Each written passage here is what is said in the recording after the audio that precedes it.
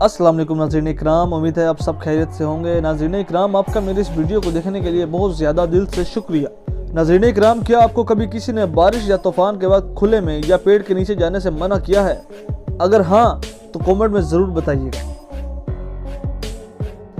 नाज़रीन, आपको इसलिए मना किया जाता था क्योंकि बारिश के वक्त बिजली का खुले मैदान या दरख्त के नीचे गिरने का चांस बहुत ज़्यादा होता है। सोचने वाली बात है कि आखिर इन्हीं जगहों पर ऐसा क्यों होता है। अगर आप मेरी इस वीडियो को बगैर स्किप किए एंड तक देखेंगे तो ज़रूर इंशाल्लाह आप लाइटिंग स्ट्राइक के मुतालिक इन्फॉर्मेशन लेकर ही जाएंगे। लेकिन इससे पहले मेरी आप सबसे यही गुजारिश है कि मेरे इस चैनल को सब्सक्राइब कर लें और साथ में बनी बेल आइकन को ज़रूर दबा लें।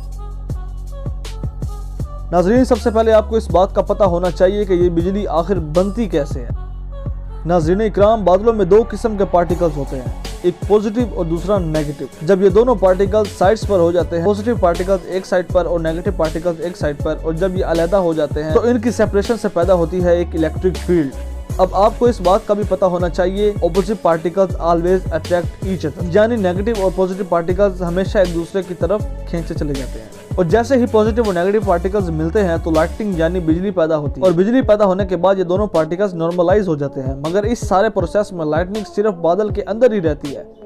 ये बादल के अंदर ही स्ट्राइक करती है और बाहर नहीं आती। इसे इंग्लिश में कहा जाता है क्लाउड फ्लैश या इंट्रा क्लाउड फ्लैश। लेकिन अब अगर दोस्तों बादल में मौजूद पार्टिकल्स का कनेक्शन जमीन पर मौजूद पार्टिकल से बनता है तो बिजली जमीन पर आ जाती है। चले मैं इसे आपके लिए मजीद आसान कर देता हूं। अब देखें, ये है पॉजिटिव चार्ज जो बादल में मौजूद है। अगर ये अपने ऑपोजिट चार्ज को जमीन पर पाता है तो लाइटनिंग बादल से निकलकर जमीन पर आ जाती है, यानी जमीन की किसी भी ऐसी जगह पर जहां पर बादल पर मौजूद चार्ज का ऑपोजिट चार्ज मौजूद है और बादल पर मौजूद चार्ज जमीन की तरफ खींचा चला जाता है, और इस सूरत में लाइटनिंग बादल से निकलकर जमीन पर आ जाती है।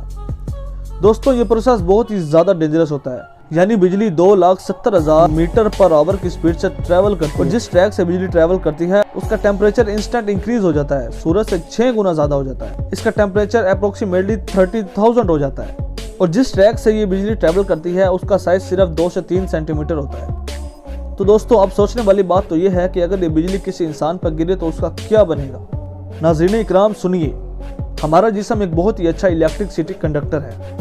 जब बिजली किसी इंसान को टच करती है तो बहुत ज़्यादा चांसेस होते हैं कि उसका नर्वस सिस्टम बंद हो जाए, जिससे उसे ऑन द स्पॉट बहुत ज़्यादा नुकसान हो सकते हैं, जैसे कि cardiac arrest, brain injury, amnesia यानी याददाश्त भी गायब हो सकती है, और भी काफ़ी नुकसान हो सकते हैं। और अगर बिजली एक्सट्रीम है यानी हद से ज़्यादा है या नाजुक जगह पर गिरी है, डेथ भी हो सकती है।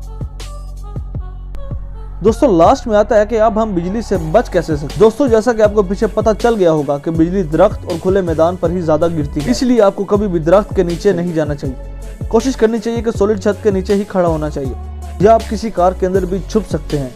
और बेहतर तो यही है कि दोस्तों बारिश के दौरान घर पर ही रहिए। नाज़रीन इकराम, आज के लिए बस इतना ही। उम्मीद है आपको लाइटिंग स्ट्राइक के बारे में काफी इल्म हासिल हो गया होगा। अब मिलते हैं आपसे अपनी अगली वीडियो में। अपना बहुत ज्यादा ख्याल रखिएगा। तब तक के लिए अल्लाह हाफिज।